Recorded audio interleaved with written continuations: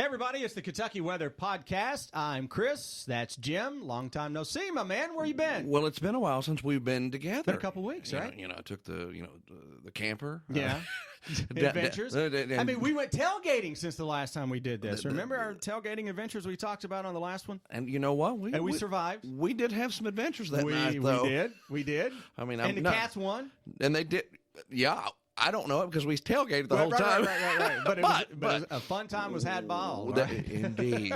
But it was a good night, though. Right. And it's been a good couple of weeks and here. you had your camping adventure. You were gone for like a week. I got all that in. And you know, I didn't go that far away. I was just down at Boonesboro. Yeah. They do a great Halloween, as a lot of the state parks do, this great Halloween experience. If you've never been to one, go find a state park, go And they're hard to get into, right? Very. You got to plan ahead. You've got to plan a year ahead. Wow. And you've got to book for like 2 weeks in some cases. I mean, but it's a lot of fun. It's worth it. Just get out there and try it if you've never done it. Well, speaking of Halloween, just about upon us. That's hard to believe to me. I mean, October just went by like that.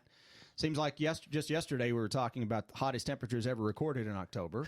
And now... or the dry September. And now we're on pace for one of the top 10 wettest Octobers ever. Isn't that in amazing? Lexington. It really is. The turnaround. I mean, from one extreme to the other. And I think I was looking at the records, 6 or 7 of the top 10 wettest Octobers in recorded history in Lexington, going back to 1870, have occurred since 2000. So you're saying this century has been full of water. For fall, yeah. For October especially. You normally see 3 and some change in Lexington. Right, that's right about average. At average. And we're doubling that. Double it or more. Depends on how big this Halloween system ends up being. How we finish it. And most areas likely to pick up a good inch or two. At least. Yeah. You know, with a locally higher amount here or there. Right. Impressive. And the trick-or-treaters are not happy with this forecast. Well, and they shouldn't be. I mean, it's not even the moisture or the rain that they should be mad about. It's what happens with the temperature. Cold air. I mean, we were talking before this. This is one of the colder trick-or-treat forecasts that we've ever given. We've done this for a couple years now. Yeah, I might have done a Halloween forecast a time or two, and I'm looking right now at the list, and the coolest daytime high that I have found for Lexington. Again, this is just we got to find one location kind of pinpoint. Sure, that's where we are. Runs in the 30s. And tomorrow, when we record this, it's the day before. But on Halloween, we'll probably have a high at midnight or somewhere during the 60s. overnight. Right. Yeah, most likely. But by the time everybody cares about it, it'll be nowhere close to that. No, you're going to be in the 30s. I think the coldest we've had was 93? Is that right? Or 93. In looking back on it, that was the most recent in terms of really cold. Now, 2013, 37 degrees and 93. And that's when kids were trick-or-treating in snow in Lexington and really across much of central and eastern Kentucky. I mean, I think some areas had 1 to 3 inches of snow that Halloween of 93. That's incredible. And you said there's video here. We got video, and we pull it out every now and then of kids actually trick-or-treating in Lexington with snow coming down and snow on the ground, even though officially it went down as a trace of snow, even though there's like a half inch of snow on the ground. That's incredible. And yes, by the way, I was skimming the numbers too. Yes, 37 was the coldest daytime high that we've ever had on Halloween.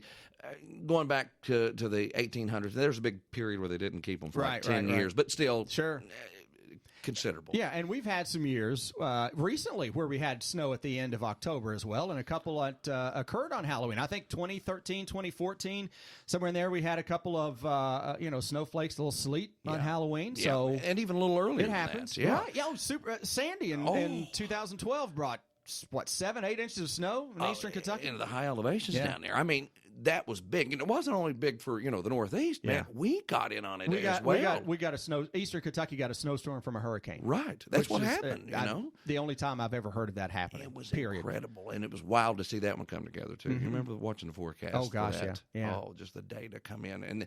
And then, you got all this uncertainty, like, will it do this? No, it's not going to do that. And then all of a sudden you see it. Mm-hmm. Because it's crazy. You and I were talking about this with this particular Halloween situation, and how even we have, maybe over forecast highs, maybe a little too warm, right? Because that's saying something. It's that right, because it's that time of the year where.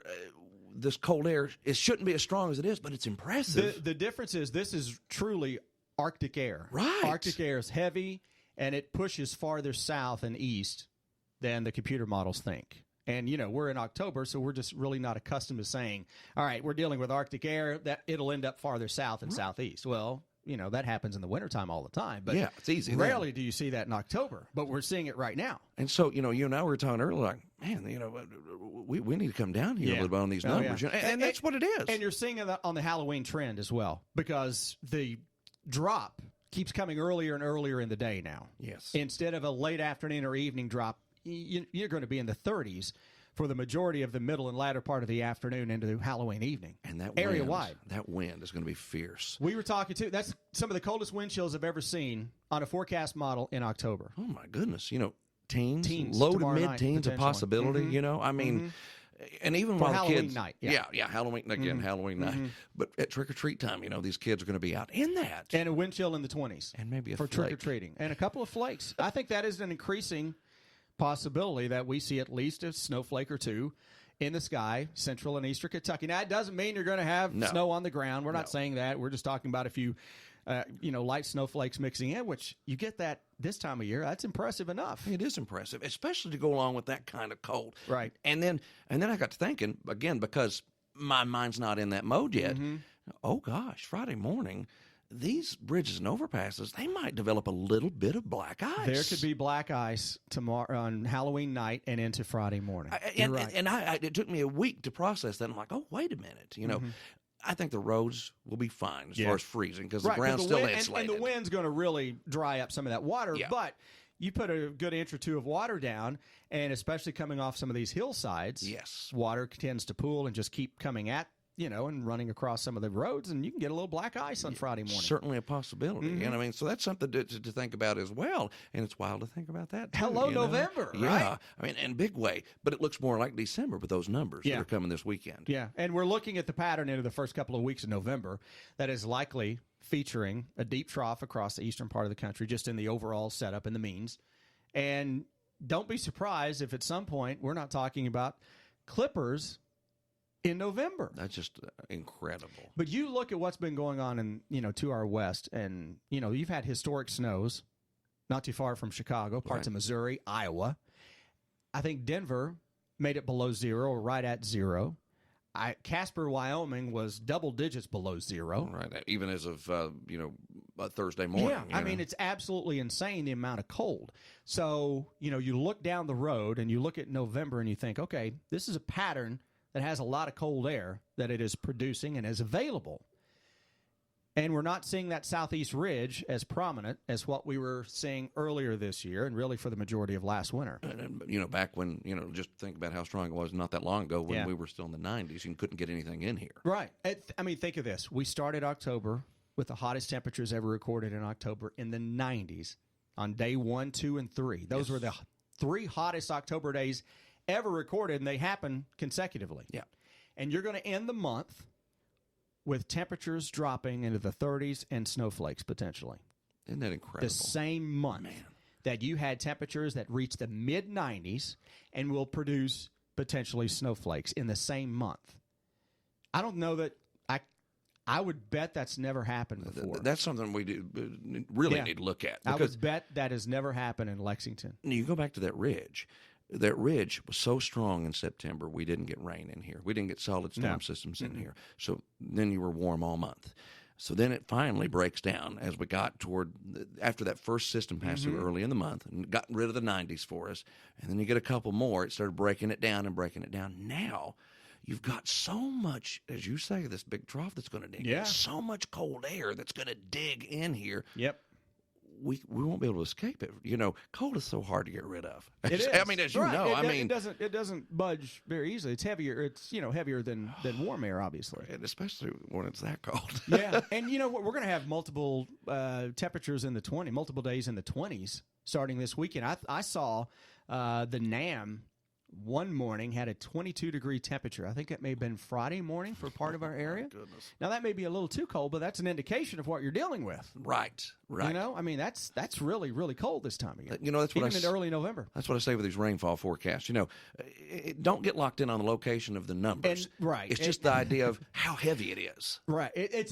We show these rainfall numbers or snowfall map, and we can say till we're blue in the face, look, don't take this as the gospel. It's a snapshot in time of what a computer model thinks. Use it as a general trend. Ultimately, somebody's going to see a specific number that's close to them, and they're going to say, well, that's what you told me was going to fall. No, we're just using that as an illustration of areas that could get flakes. And that's what it is. And that's exactly what it is. Mm-hmm. You know, and I did see some of the data, and I'm sure you did too, try to paint that little coating across parts of Kentucky. Oh, yeah. I don't see that. No, and to me, that's just the model's way of saying, here are the areas that have the best chance of seeing snowflakes. Right. That's all it's saying. Yeah. You know, you can't take a computer model verbatim. I mean, you know, there were people taking them that were trying to argue with us the week leading up to the big UK heavy rain event. Well, my app says the rain's going to be gone by 3 o'clock or 4. And I'm like, I did have somebody say the same thing to me. Just drop the app and walk away. You know, I think it was somebody in the building. You know? Oh, right. Yeah, right. You know, because in this business, you know, like our reporters, our producers, like they question things, you know. Yeah. And so one of our producers, he said, "No, this app I've got here, which was another one, says this." I'm like, it's going to rain most of the day, and even when it's not, it's going to almost be like it because it'd be drizzly at that time. That's what it was. We got our little break that afternoon, but it was still spitting a little rain. Yes. And what most people don't understand, your apps, listen, they're really good for radars. Oh, fantastic. They're really good for tracking current weather like that. They're good, you know, like our app, we send out push alerts and we send out, it'll give you warnings for specific areas. You know, your video go out in the morning, mine in the evening and what have you. But all app forecasts are computer driven. Mm-hmm. I mean, they're a computer model. There's really no human input into the app forecast. So that's why your app forecast will change 4 times a day, because that's the GFS runs 4 times a day. That's that model data. So it'll completely change from, you know, every 6 hours. So until you see us or hear our voice, don't believe it, right? Right? I mean, really, exactly, you know? I mean, it's true. And sometimes even when you see us or hear our voices, don't trust it. But, you know, we both admitted earlier that, you know, we weren't, that our forecast was a little warm and it needs to be a little colder, you know, because that's what we do. Mm-hmm. We adjust the forecast. That's why we're here. You know, the models have still been spitting out very warm, even when we're recording this today. Yeah. Way too warm. Yeah, we're in the 50s as we're recording this on a Wednesday afternoon, when the model said we'd be pushing up at 65 to 70. And here's the thing. I was kind of sold on it as well, you know, because of the way trends have been here. Mm-hmm. Okay, it'll probably do it. But different ball game now. It is, because we're getting into that point. But you know what? You and I'll admit that. Yeah. You know? Oh, yeah. Every year we learn something. Right. We learn it. And if you're in this business and you're a kid getting started in this, and you think you know it all because you had 2,000 math classes, listen, Mother Nature will humble you in a hurry. She will.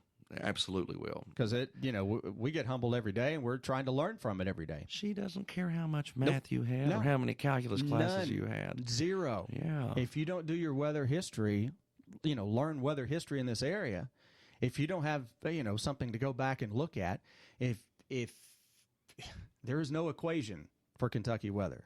Oh no, there's not. So, but there you go. But kids, if you can get one, if you can come up with one, let us know. Let us know. That's what I want to know. All right? We'll buy into that research. We'll put stock in it. All right, we're always looking to put a little stock in, you know, a little money into a stock. Election day forecast. Yeah. What's for the most part looks quiet. It looks quiet. There could be a late day cold front, but that may arrive, you know, after the polls are closed.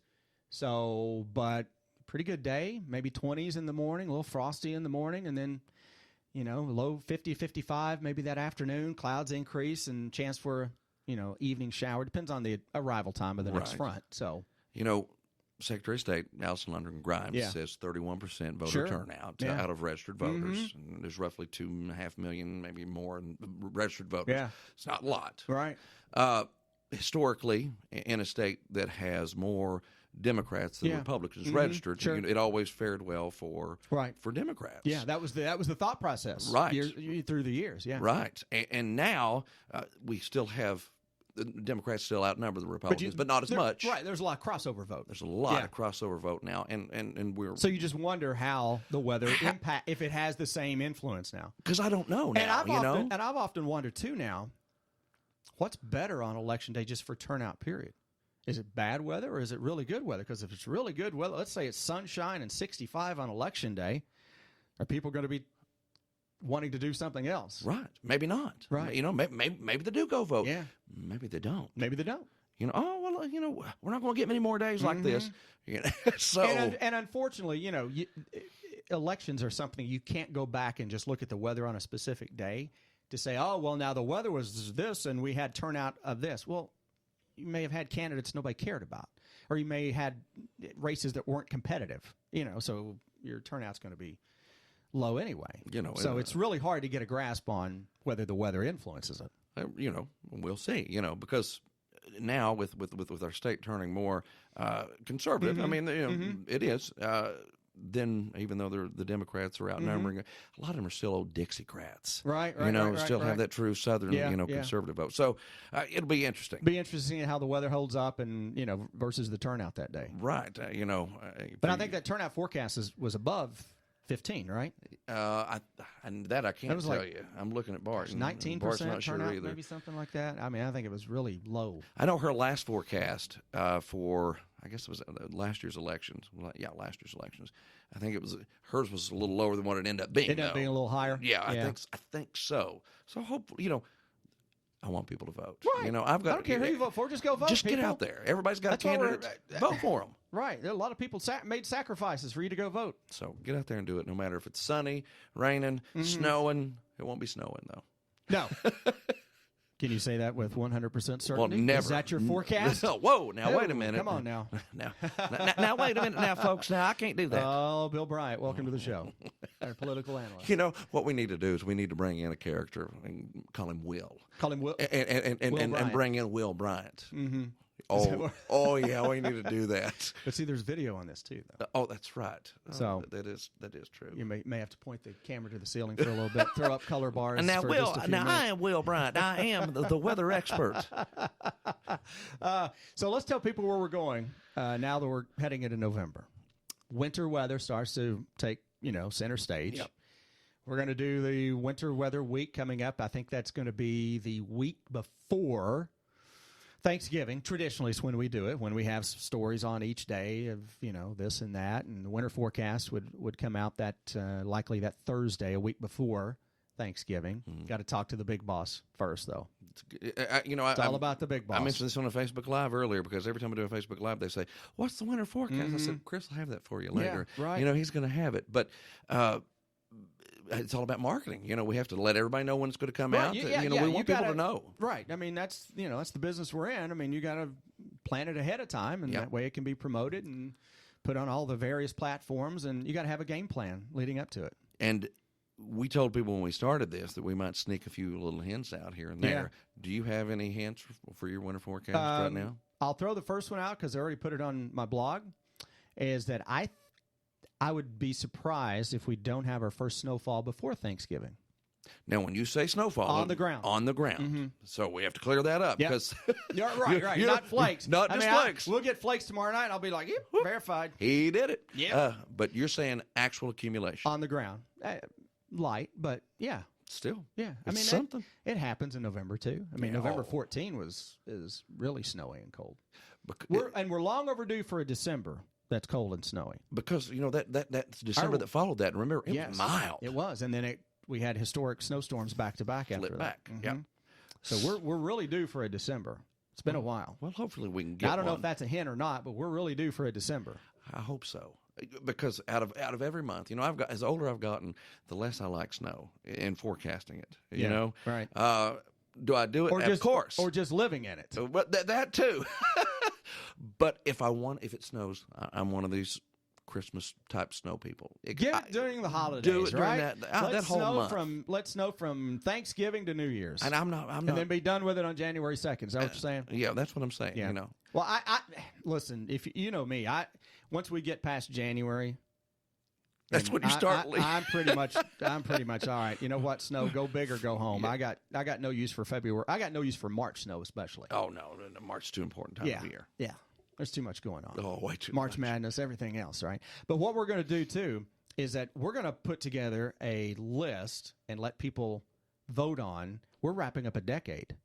Right. We're wrapping up a decade of weather. So we're going to put together our list of the biggest weather events of this decade and let people vote on it. We're going to come up with our top 10. Then we'll give the people's top 10 as well on a special podcast coming up here soon.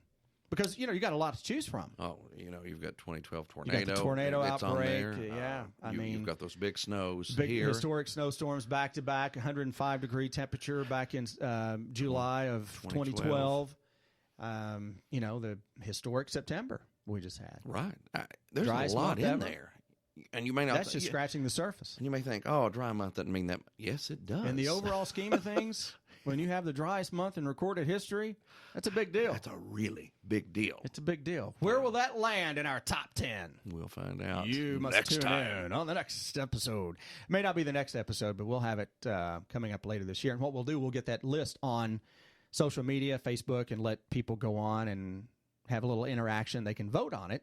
And then we'll kind of give out their list, and we'll go down our list as well and kind of take a little trip down memory lane. And away we go. Yeah, and away we go. Sounds like fun to me. How long was this one? This one, we're a little over 20 minutes. God, we're windy, man. Feels we're like the weather. We're windy. Feels like we've been in here 2 minutes. Right. Bart's over here is like, what? Shut up. Yeah, he's been showing us a rap over here for 10 minutes. Oh, now. yeah. Get it done, boys. All right, folks, we appreciate you being with us. We'll see you guys on the other side. And by then, our next one will be in November. Here's hoping your Halloween goes well, right? Oh, my goodness. Yes, please have a great one. Yep. Stay safe, folks. Take care.